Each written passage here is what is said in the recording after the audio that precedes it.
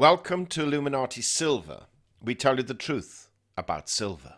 Today is Thursday, the 31st of January, 2019, and we're commenting on the Fed's decision not to raise interest rates and Fed Chair Powell's statement during the press conference.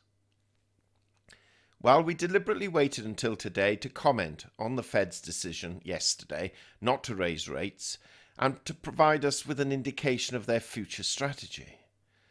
We did this for three reasons. One, to actually crunch some numbers so that we are able to give you reasoned, sensible commentary.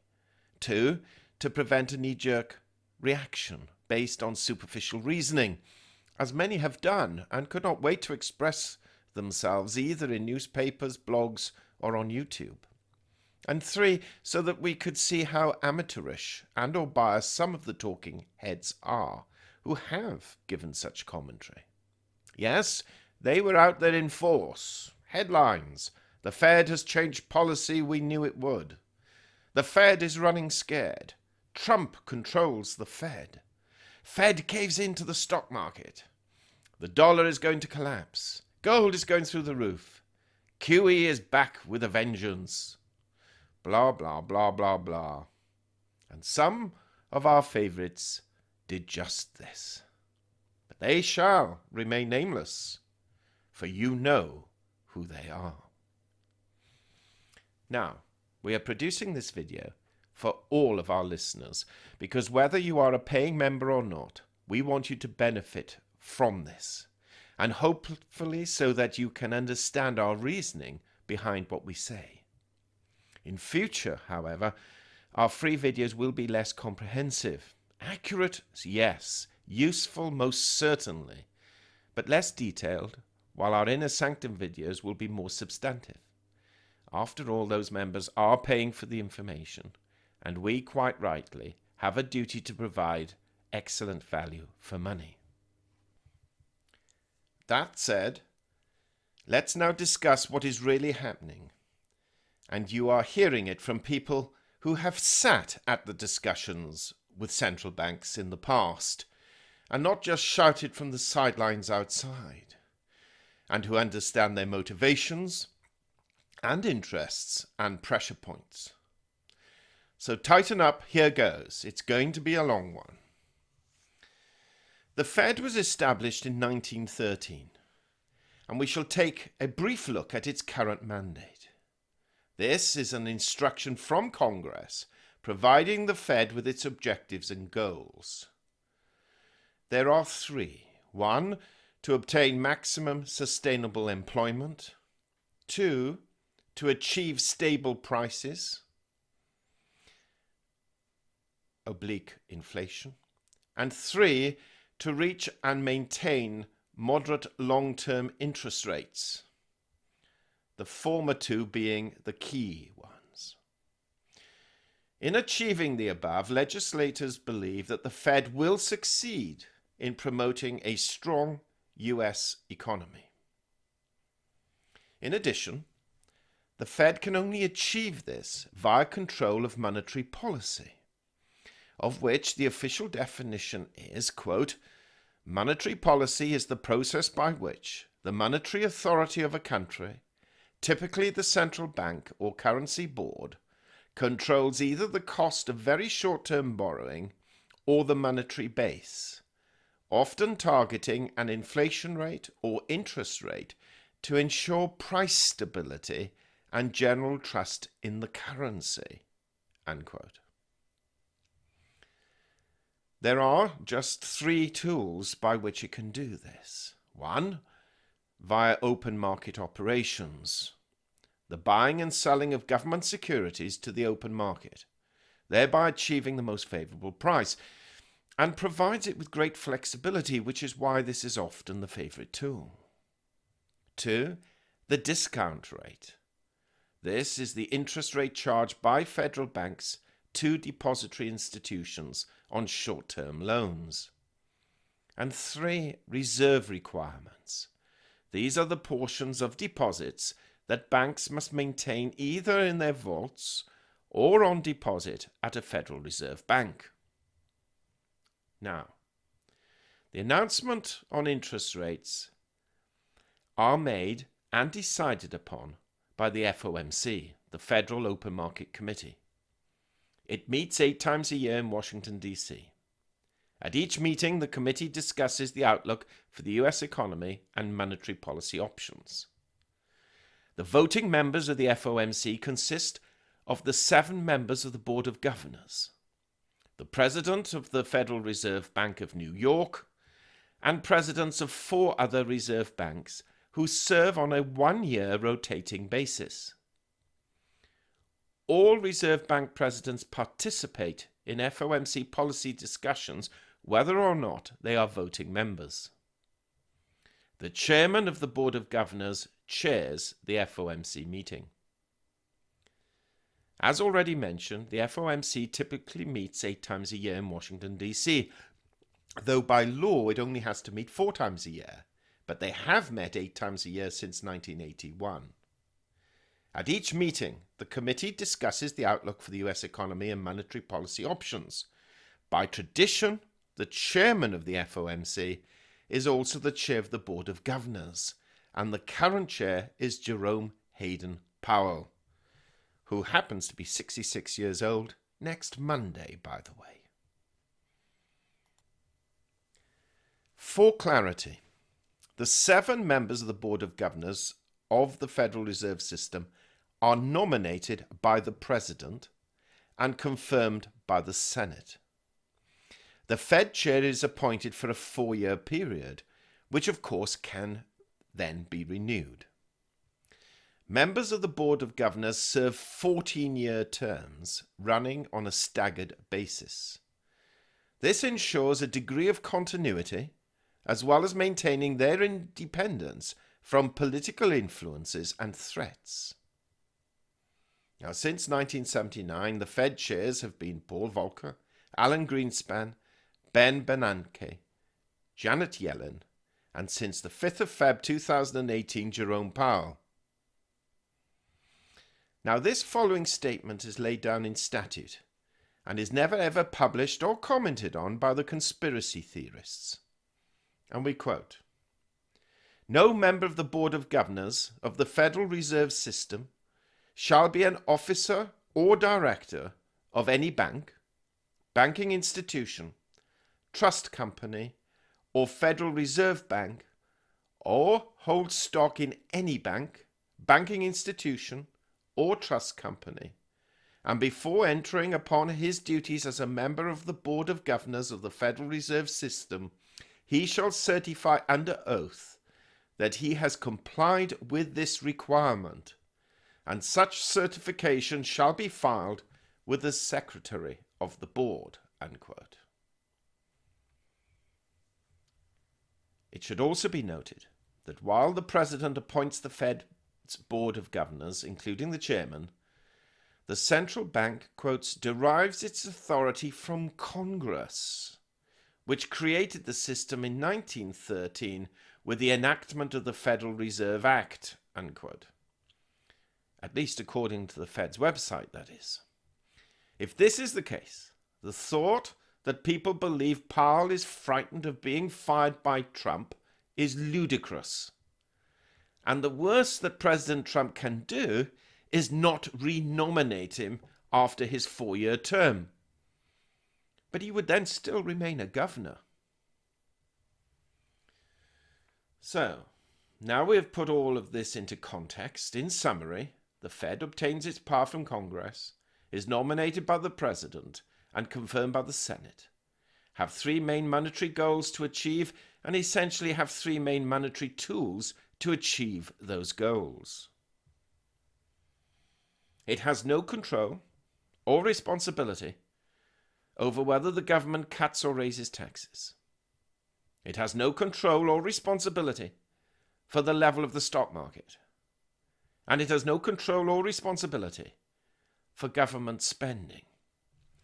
With one caveat. It can give advice, express an opinion, and adopt such monetary measures which may counteract any of those mentioned policies in order to maintain economic stability. In other words, If the government goes on a spending spree or drastically reduce taxes, they can raise interest rates to counteract this if they so wish, or may be compelled to do so by the market's reactions to such policies. One final point again, not mentioned by conspiracy theorists, or to be more accurate, is skewed by conspiracy theorists, who claim that the Fed is a private corporation only looking after the bankers and its own interests. The reality is that the Federal Reserve is actually a non-profit company. After its expenses are paid, any remaining profits are paid to the Department of the Treasury. The Department of the Treasury then uses that money to fund government spending. The Federal Reserve System contributed over $80 billion to the Treasury in 2017, according to the Federal Reserve Board.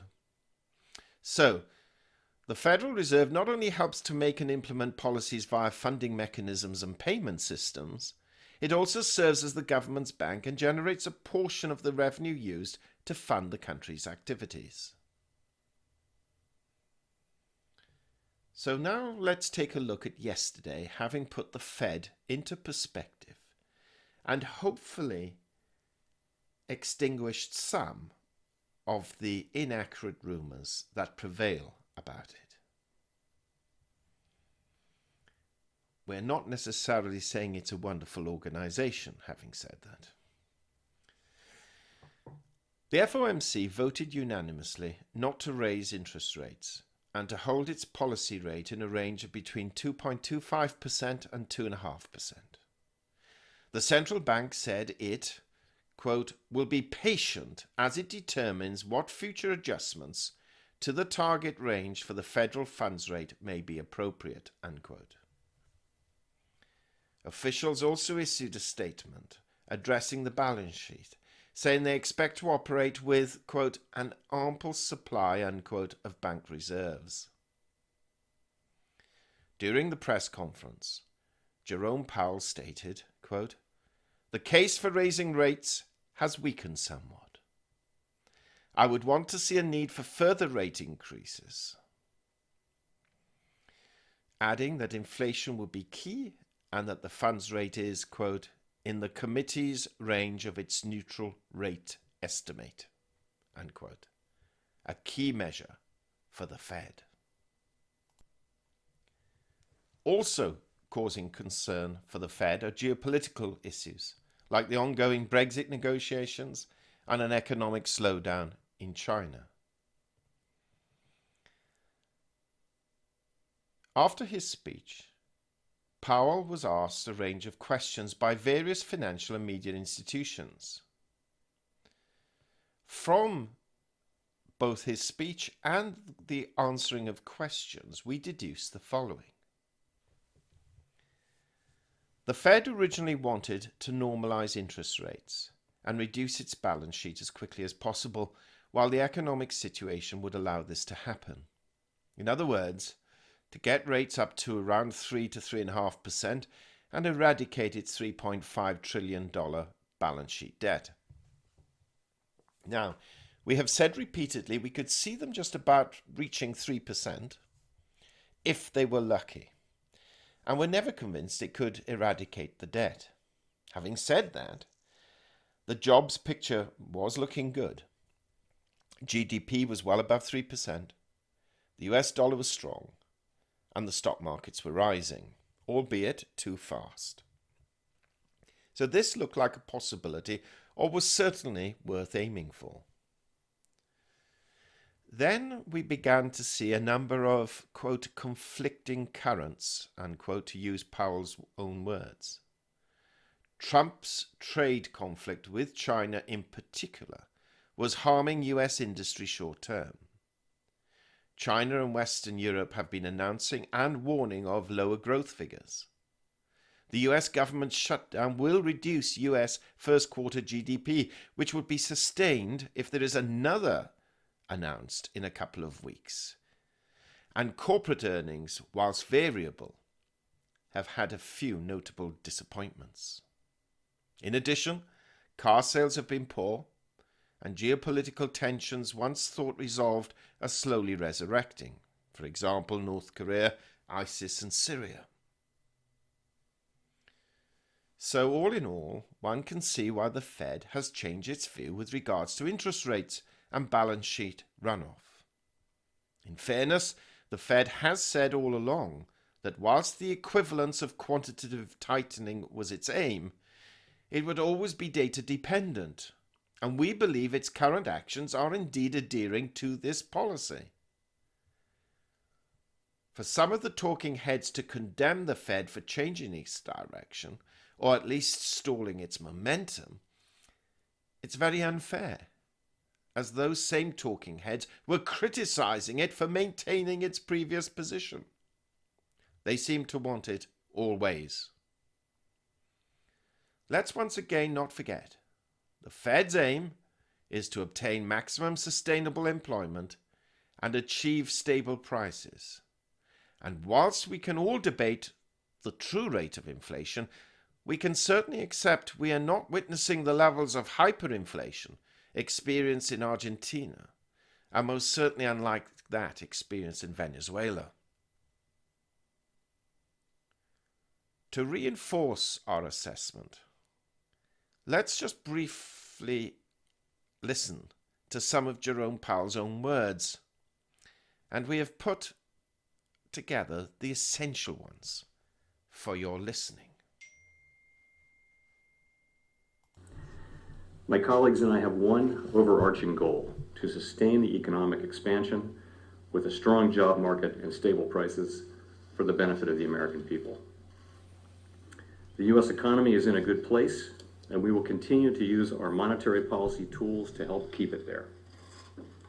The jobs picture continues to be strong, with the unemployment rate near historic lows and with stronger wage gains.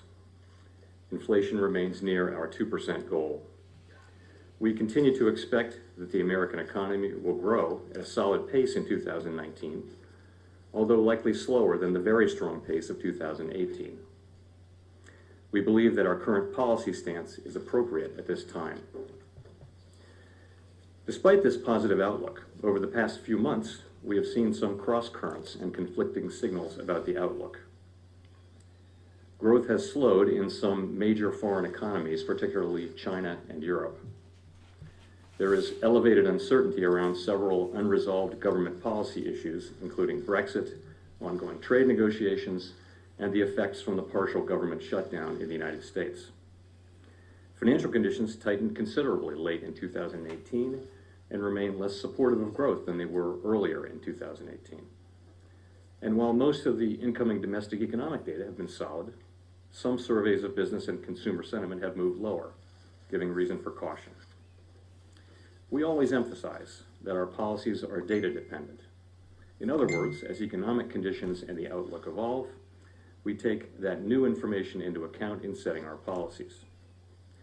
We are now facing a somewhat contradictory picture of generally strong U.S. macroeconomic performance alongside growing evidence of cross-currents. At such times, common sense risk management suggests patiently awaiting greater clarity.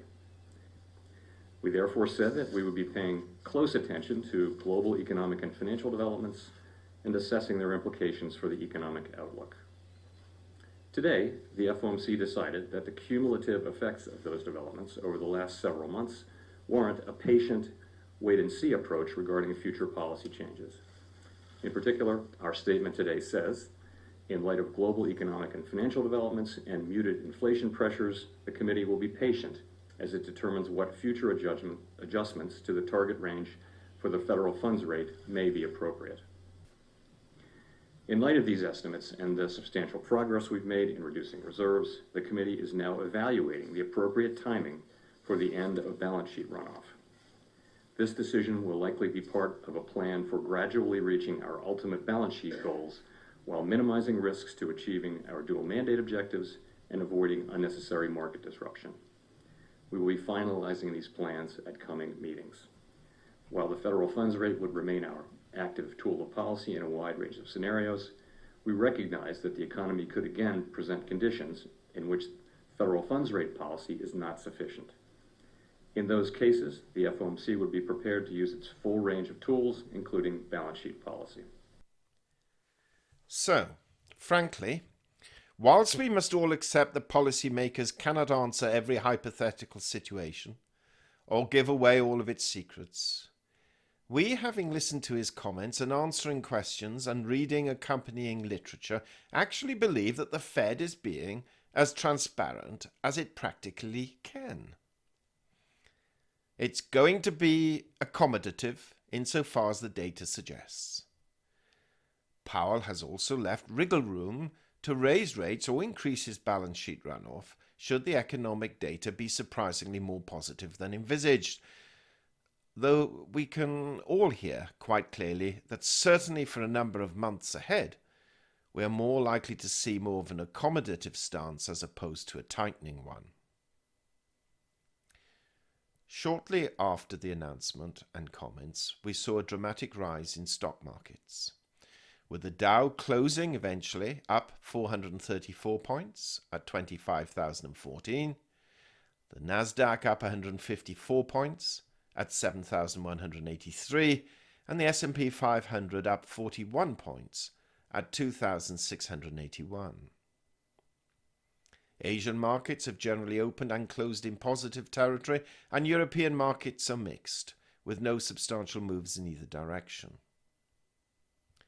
At the time of writing, the dollar index is down to 95.29, but is still a little stronger than we thought it may have fallen to. Gold is currently standing very close to our prediction at 1323. We thought it would hit resistance at 1325. And silver has surpassed the psychologically important $16 level again, as we said it would, and is standing at 1611. The markets are currently digesting the news and crunching the numbers.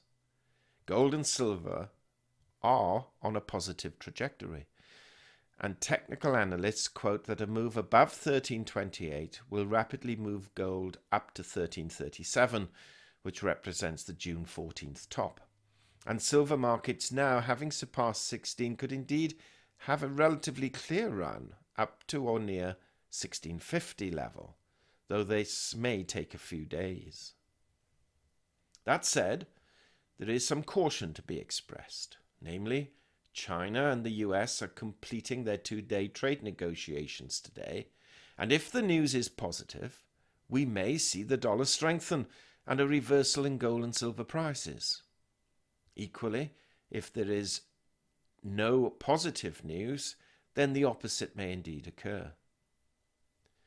We must also not forget that other currencies too are in somewhat difficulty. Sterling over Brexit and the euro over trade outlooks. And therefore, relatively speaking, these two could have an impact on the dollar index as it represents a basket of these currencies in relative terms. So what is our prognosis for February? Well, we are finalizing our analysis, but currently, in euro, sterling and dollar terms, both gold and silver look as if they have quite a positive outlook, certainly over the next 2 weeks. We must not forget, of course, they have already received quite a good run so far. However, any sign of further bad economic news will tend to cause their price to increase further.